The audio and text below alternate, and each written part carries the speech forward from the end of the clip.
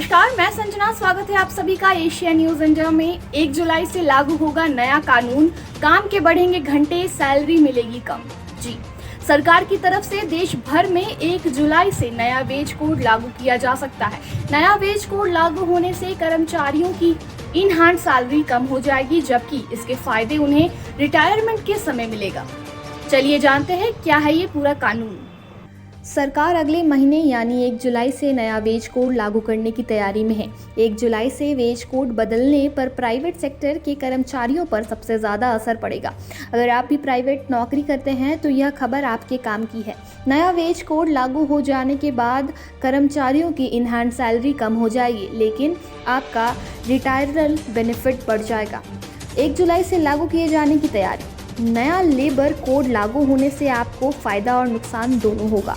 खबरों के अनुसार न्यू वेज कोड 2019 में 1 जुलाई से लागू किए जाने की तैयारी है। उदाहरण के तौर पर बात करें तो कर्मचारी की सीटीसी में basic salary, HRA, retirement benefit जैसे पीएफ व ग्रेजुइटी के और अन्य अलाउंस होते हैं।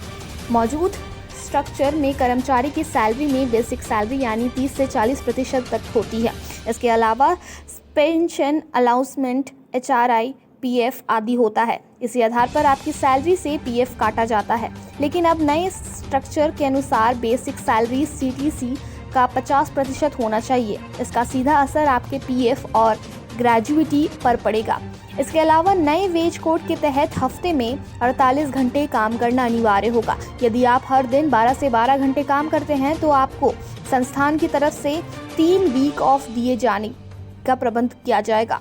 उदाहरण के लिए यदि आपकी सीटीसी 50,000 है तो अभी आपकी बेसिक 15,000 रुपये होगी। इस हिसाब से आपको पीएफ 1,800 रुपये महीने यानी कि बेसिक का 12% बनता है।